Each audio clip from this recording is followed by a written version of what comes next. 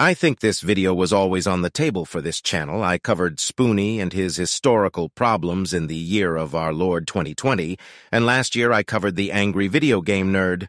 One of the reasons why I cover the late 2000s angry reviewer era is because those were the first pieces of internet content I watched and enjoyed. Oh yeah, I saw my fair share of iconic internet content, but the late 2000s angry reviewer era were covering stuff that I could remember, or in the case of Spoonie, reviewing newer video games and movies, something that I had an interest in. In the last few years, there has been countless videos deconstructing the late 2000s angry reviewer era, ranging from the Game Dude Foxy horses to the irate gamer. I'm getting you for this. However, the one that tops them all for this deconstructional video has been Doug Walker, aka the Nostalgia Critic. A bat credit card? They gave him a bat credit card? They had the balls to give one of the greatest superheroes of all time a bat credit card? No! No! Does not compute! Does not compute! It does not compute! But why is that? Why is there an abundance of these deconstructional videos about the Nostalgia Critic? And that's where we start. A comedy of errors, a critical analysis of the Nostalgia Critic's most debated decisions.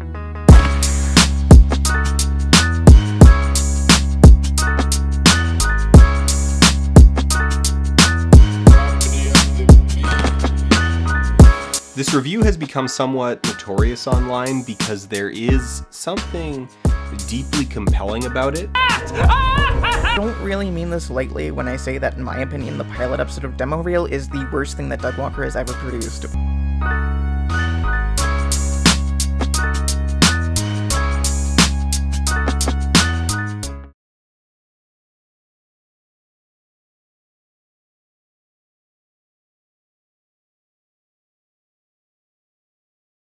The mid to late 2000s era of the internet in recent times has been labeled as a tune as the Wild West, where anything or anyone could have their 15 minutes of fame.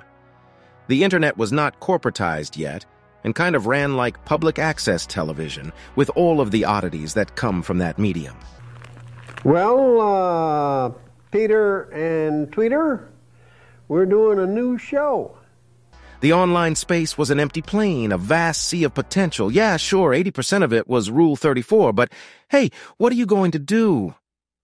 One person that saw this potential was Doug Walker, starting first with 5-second movies, then switching content to a long-formed review series known as the Nostalgia Critic, in which he is a bitter and sarcastic critic who mostly reviews films and television shows from his childhood and recent past, usually with comically exaggerated rage. In all accounts, the Nostalgia Critic was an internet pioneer. Now I understand that statement is very laughable because of how many of Doug's failures are online nowadays with Demo Reel, Pop Quiz Hotshot, and The Wall Review. However, as I have stated numerous times, I have a soft spot for the late 2000s angry reviewer era. I never disliked Spoonie. I loved his videos, however, a part of me thinks he wasted his potential. And I understand that he could not control his psychological demons, and for that matter, for the commenters on the angry video game nerd video, I don't dislike James either. I just think he lost the passion for what made him unique. However, with the Nostalgia Critic, it's not just one thing, it's a lot of small issues that were not fixed. Or in the case of Demo Reel, Doug was able to have his cake and eat it too.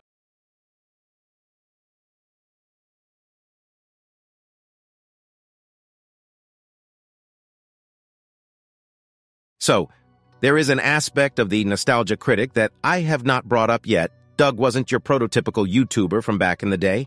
He had his own website called That Guy with the Glasses.com, in which he hosted other reviewers because of numerous videos being taken down due to copyright infringement. Reviewers like The Cinema Snob, Angry Joe, The Spoonie One, Obscurus Lupa, Bennett the Sage, and many, many more. That Guy with the Glasses.com was launched on the 20th of April, 2008. Then, in the next year, Doug brought in all of the reviewers that were on the website at the time to film the one-year anniversary Brawl.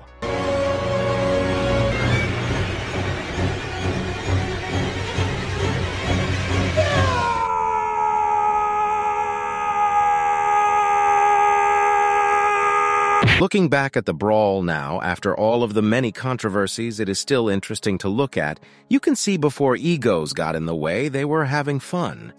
However, some issues were made even back then. Filming for the Brawl was a single, exhausting 15-hour day that all the reviewers thought should have been spread across 3 days.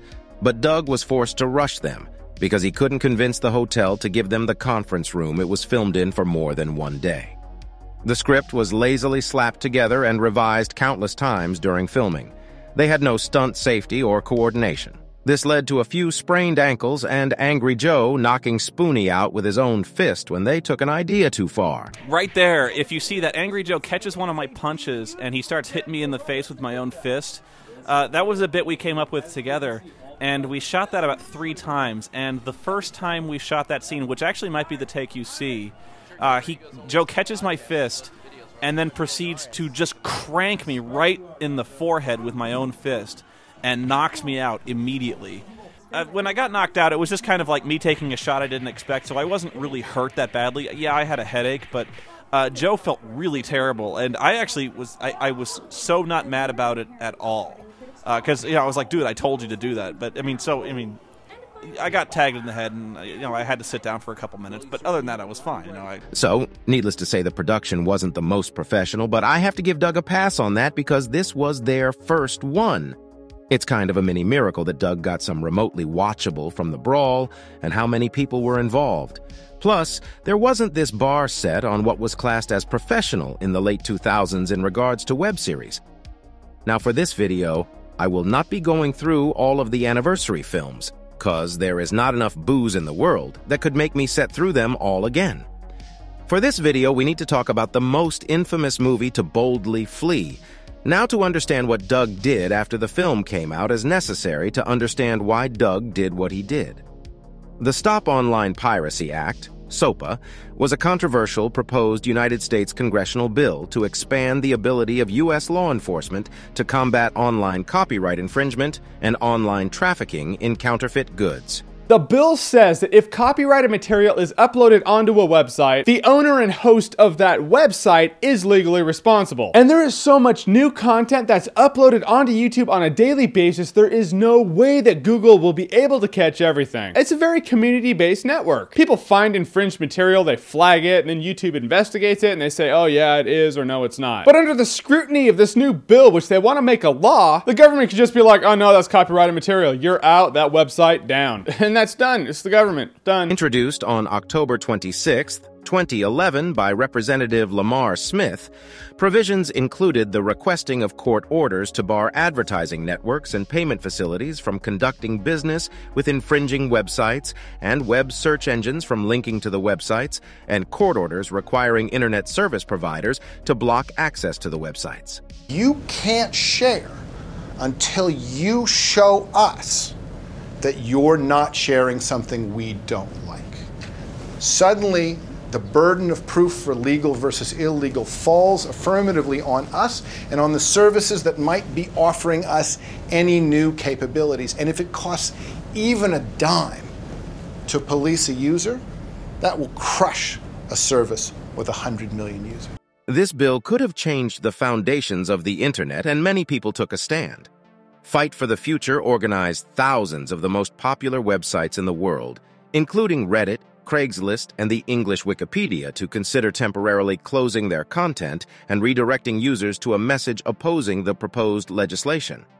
On January 18, 2012, the English Wikipedia, Google, and an estimated 7,000 other smaller websites ceased standard operation as part of a coordinated service blackout as an attempt to spread awareness and objection to the bill. However, on January 20, 2012, House Judiciary Committee Chairman Smith postponed plans to draft the bill. The bill was effectively dead at that point. Are you still awake? Sorry about that law lesson. Needless to say, this bill scared the living shit out of Doug. And most of the internet, the engine of the internet, runs on fair use. And to have a bill that could have changed that fundamental element was too much of a risk for Doug to not do or change anything. Doug knew that one day there could be a bill or change in the law to stop him making his reviews. That's why Demo Reel was created, and skipping a bit ahead into the manga here, I also think that's why there has been a change in how Doug makes the Nostalgia Critic episodes, with more the newer episodes focusing more on sketch comedy. Well, okay, bad sketch comedy. The old DNA of the Nostalgia Critic episodes has gone, and now is just a cursed Dragon Ball fusion dance of the two ideas of sketch comedy and reviews, which works something, but in the case of something more artistry, like the Wall review, it falls flat. We'll get back to that later. Now, for the record, I'm not going to go through Demo Reel unfunny episode by unfunny episode. However, I will point you to a video by Lady Emily and her video, The Failure of Channel Awesome's Demo Reel, for a more deep dive analysis. Demo Reel died a quick death, however. Doug fundamentally changed his content from a point-by-point retelling of the film in question to a cheap sketch comedic, sweeting, homemade version of the film in question. But Doug had another bullet in the chamber, however. This ended up being worse. Its name was Pop Quiz Hotshot.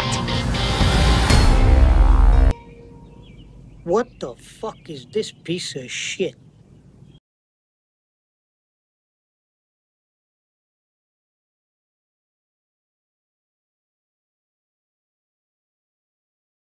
Pop Quiz Hotshot was a game show saluting nostalgic quotes and somewhat a satire of the genre a la The Cheap Show.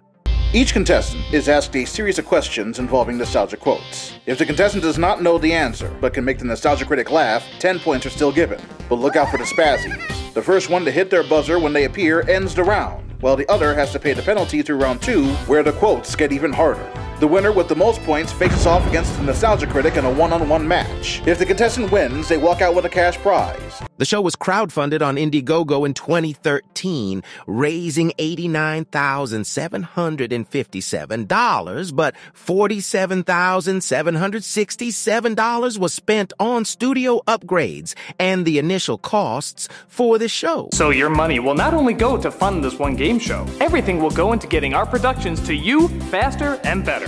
Higher quality cameras, lights, soundproofing, starting with our weird-ass game show. And with the additional money we have, don't worry, we have stretch goals, which you can see below, all of them dedicated to getting you even more shows. One of the next ones being a video game show. Video game show. It probably won't be called that. I mean, yes, there is the infamous picture from Lord Cat, where they have egg cartons on the wall for soundproofing, and there they have a boom mic for the presenter, which was Brad Jones, but only for the pilot episode. The production is questionable, and that aspect sparked drama. He's just talking out of his ass. According to the Channel Awesome website, with the $89,000 they received, they used $47,767.67 for productions. The leftover money is being used to continue filming Pop Quiz Hotshot. He says Brad Jones, who plays Cinema Snob, is going to host the show. So Pop Quiz Hotshot was the last time Doug tried to produce other than the Nostalgia Critic. People wanted one thing off of Doug, and that was new Critic episodes. However, one stands out above all else as being Doug's worst work yet, the Nostalgia Critic's The Wall review.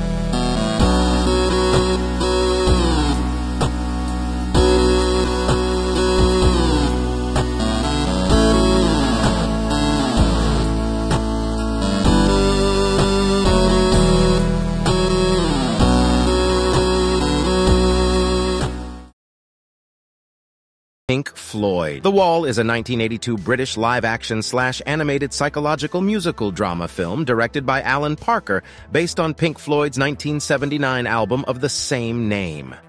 We follow Pink, who, driven insane by the death of his father, constructs a physical and emotional wall to protect himself.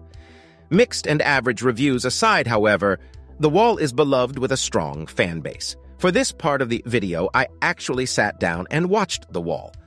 2 reasons why was: 1, I have never seen it before, and 2, I thought it would have been necessary to watch it. I've been a big fan of Pink Floyd for many years. However, The Wall isn't my favorite album from Pink Floyd. I'm a Dark Side of the Moon kind of guy, if I'm honest. So here's the thing, right? I stopped watching the Nostalgia Critic for a few years. I think I just grew out of it as I did with the Nerd, and I had to hear about the Nostalgia Critic's The Wall review from other content creators. You already know it's a bad sign when that happens.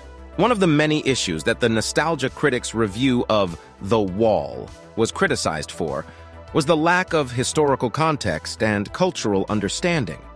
One of the themes that the film focuses on is World War II. Roger Waters grew up in wartime in England, and from that generational trauma of what it did, left Roger Waters with a lot of issues. The Nostalgia Critic's lack of historical context and cultural understanding is somewhat maddening in this review. It kind of just makes Doug seem like he doesn't understand the film or what the film is trying to say without outright saying it. Doug is transparently imposing his own experience of school in 1980s, 1990s suburban Illinois on Waters' experiences in primary school in the 1950s and 60s in England. So just at a very fundamental level, this doesn't work because it's a complete non sequitur. It's a response to another brick in the wall that's so off topic, that misses the mark by such a wide mile, that it's clear he just wasn't paying attention.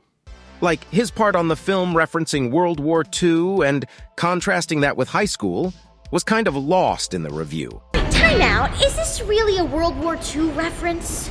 No, it's just a bunch of kids being herded onto a train to a horrible, torturous building. Oh. Yeah, we're really comparing this to high school? No, it's just meant to look weird and creepy. They're not implying that. And the critic's response was, yeah, school sucks, get a damn pair of balls. Oh well, so school sucks. Grow a damn pair of balls. With the critic missing the point of the reference of a country who fought the Nazis, falling into destroying individuality and creativity to create drones for the factory line. It is a World War II reference, because much of the album and movie are about the after effects of that war. It's not an abstract concept that's just being name-dropped for aesthetic symmetry. It's a real event that people lived through, and The Wall is in no small part a reflection on growing up in the shadow of that and reflecting on the value of it, or more specifically, the lack thereof. Another aspect of this review that I still have questions about is the production. It is at an odd point of being between overly produced and feeling like a film student production. Nothing feels like it has any weight to it. The worst is that castle model in the Another Brick in the Wall Part 2 segment. Another minor questionable thing is that there is an overexposed blue shot. I'm really not sure if it was a stylistic choice or what, but it's very off-putting. Look, right, I feel like I'm going over old ground at this point. We know The Wall review is one of Doug's worst reviews. We've seen the needle drop review of the Nostalgia Critic The Wall album. We're seeing Folding Ideas video, and many others. The Wall review just showed Doug's remaining fan base that Doug isn't the best critic and can miss the point of a film entirely. But this isn't the end. There is still one thing we need to talk about, however.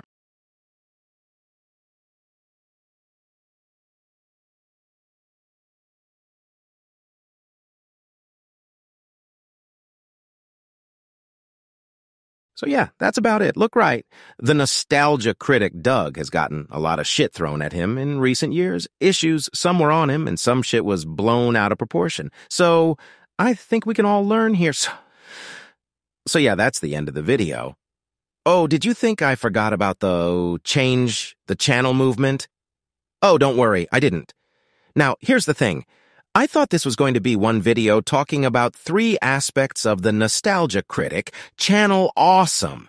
and pointing out the bad ideas that, in retrospect, hindered Channel Awesome. However, the Change the Channel movement was a pretty big deal, and recently I have found that this rabbit hole goes deeper than I thought. That's why I'm splitting this into 2 videos. This video was an overview of the Nostalgia Critic, and the next video will just be on Change the Channel. A phrase comes to mind for the road we're going to go down. Abandon hope all who enter here. Juario Memorial episode being prevented from happening. Total fiction. Dan Olsen outright admitted he knew Juario was assaulting women, but because he didn't want Gamergate to get a victory, he stayed quiet. There's some stuff that's true, and others that's so exaggerated and stupid that drags down the claims that actually have merit behind them. Furthermore, a Google document citing serious allegations about Channel Awesome's actions had ridiculously petty claims in it. For a document that details rape, why is there a part about Doug not knowing how to record a Skype call?